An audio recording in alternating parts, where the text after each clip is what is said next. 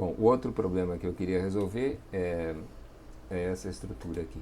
Nessa estrutura, ABC é uma barra rígida, articulada, um apoio articulado fixo em A.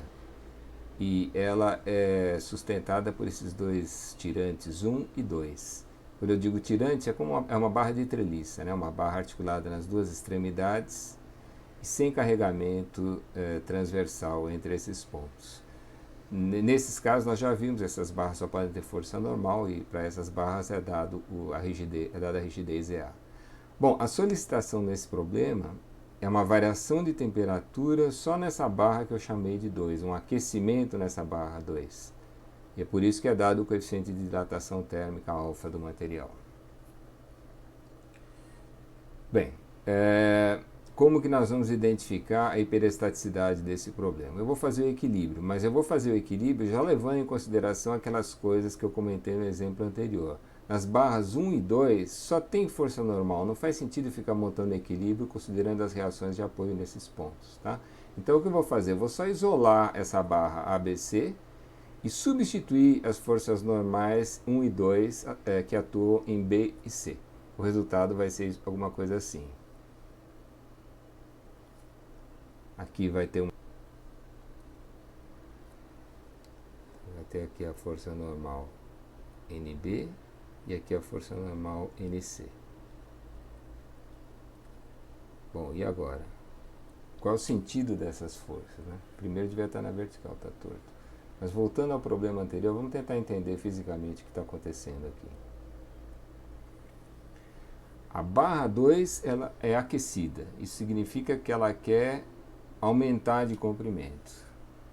Mas para ela aumentar de comprimento, ela vai ter que fazer com que a barra 1 também aumente de comprimento. E a barra 1 vai se opor a essa tendência, né? Então, o que vai acontecer no final? Bom, vamos desenhar a deformada dessa estrutura. Vamos ver o que vai acontecer. Quando eu aquecer a barra 2, essa barra simplesmente vai rodar, é uma barra rígida, não é? E dentro daquelas nossas aproximações de pequenos deslocamentos,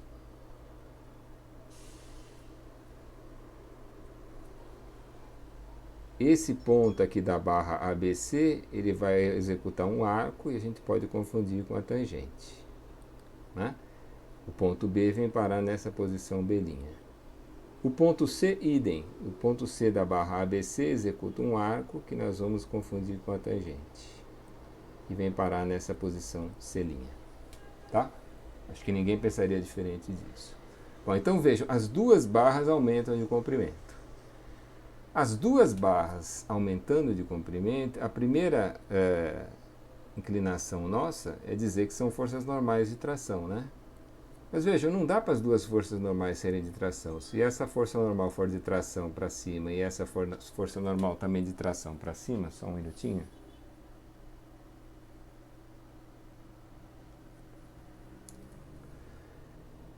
O equilíbrio de momentos nunca vai ser satisfeito em relação ao ponto A. Então, uma delas vai ter que ser de tração e outra delas vai ser de compressão.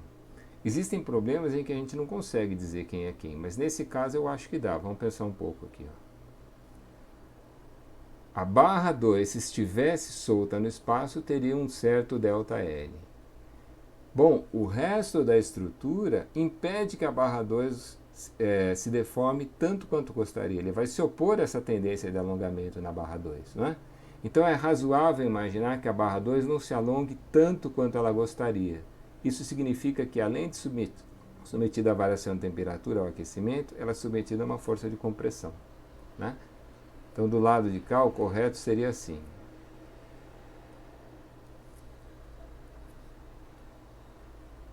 Essa força normal aqui é de compressão.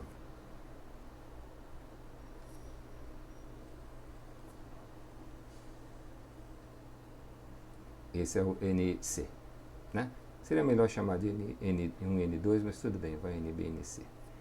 Bom, então a equação de equilíbrio vai ser... Bom, qual a equação de equilíbrio lá nesse problema?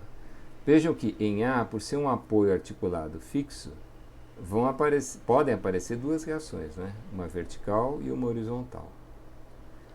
Agora, eu não estou interessado nessas reações. Eu quero só calcular as forças normais dos dois tirantes.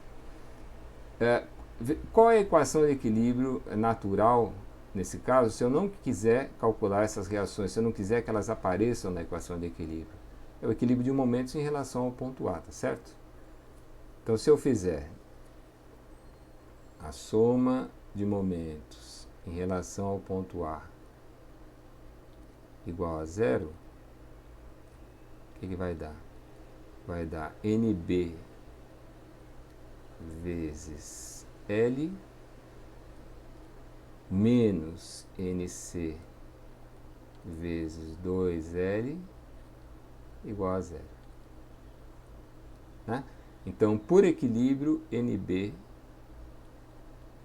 é igual a 2 vezes NC.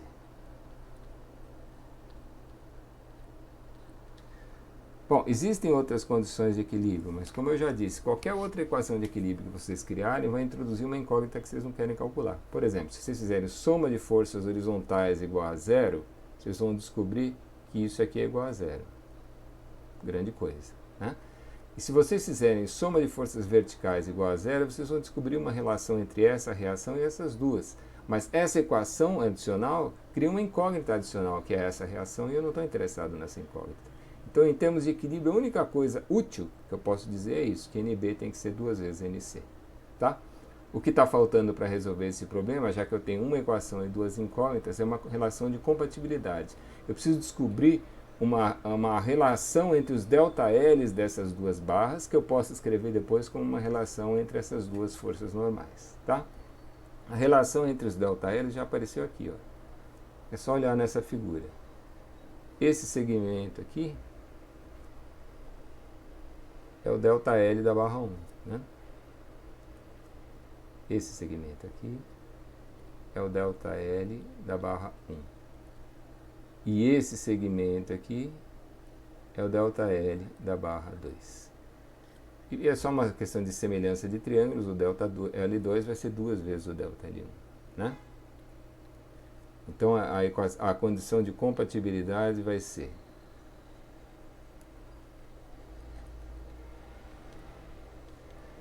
ΔL2 é igual a 2 vezes o ΔL1.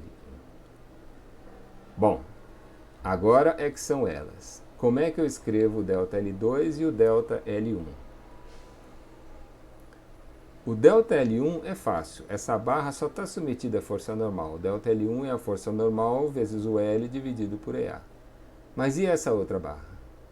Essa barra está submetida a duas solicitações. Está submetida à variação de temperatura, que faz com que ela tenda a aumentar de comprimento, e a força normal de compressão, que nós vimos na análise do equilíbrio. Né? A temperatura faz ela aumentar de comprimento e a compressão faz ela diminuir de comprimento.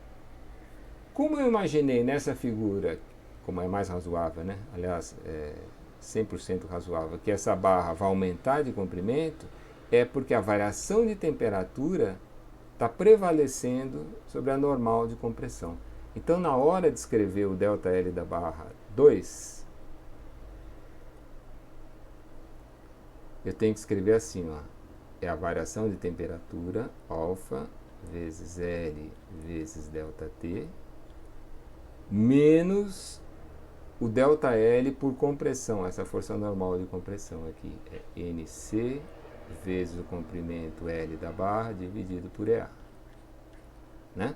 Esse é o ΔL da barra 2, é o quanto ela aumentaria de comprimento pela temperatura, menos o que ela diminui de comprimento pela compressão. Isso aqui tem que ser igual a 2 vezes o ΔL da barra 1. No caso da barra 1, só tem a força normal NB. Então vai ser NB vezes L dividido por EA. Tá certo? Então a equação de compatibilidade fica assim. Se eu multiplicar tudo por EA sobre L, vai dar NC mais 2NB, NC mais 2 vezes NB, é igual a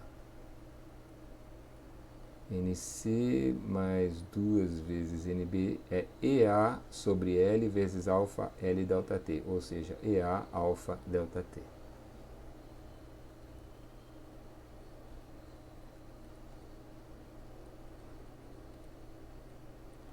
EA vezes alfa vezes delta T. Tá? Essa é a equação de compatibilidade, a equação 2. Aí é substituir 1 em 2, né?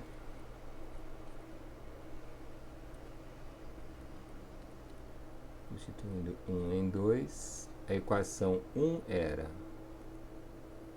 NB é 2NC, 2 vezes NC. Se eu jogar aqui 2 vezes NC, vai dar 5NC igual aquele negócio, e portanto NC é igual a 1/5 de EA alfa delta T. E como NB é 2 vezes isso, vai dar 2/5 de EA alfa delta T. Tá? Vejam que o fato de ter dado positivo não quer dizer que essas normais são de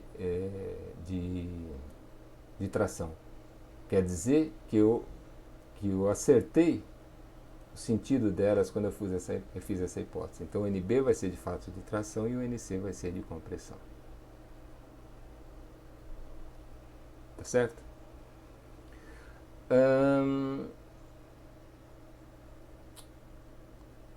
O que mudaria nesse problema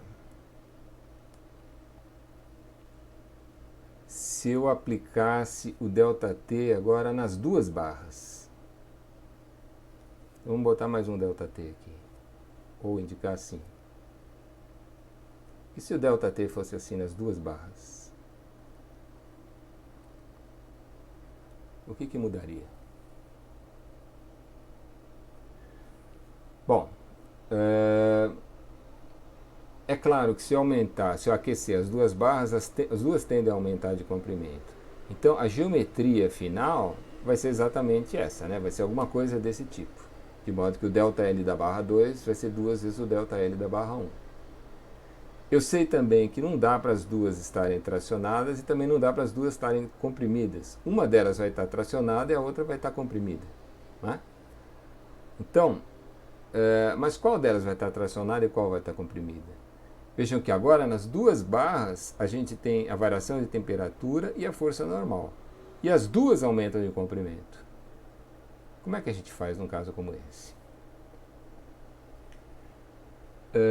Vamos imaginar o seguinte. Um caso como esse, que não é óbvio quem está tracionado e quem está comprimido, a gente faz um chute. E o chute pode ser exatamente esse que eu tinha anteriormente. Vamos imaginar NC de compressão e NB de tração. Tá? Então veja se vocês concordam. Equilíbrio. Se forem essas as forças com esses sentidos, continua valendo essa equação de equilíbrio. Né? NB tem que ser 2 vezes NC. A relação geométrica entre os ΔLs tem que ser exatamente essa. ΔL2 é igual a 2 vezes ΔL1. Isso não muda. O que vai mudar agora é como é que eu vou escrever ΔL2 e ΔL1. Tá? Então, voltando ao slide anterior, vamos lembrar que eu supus NC de compressão e NB de tração. Voltando ao slide anterior.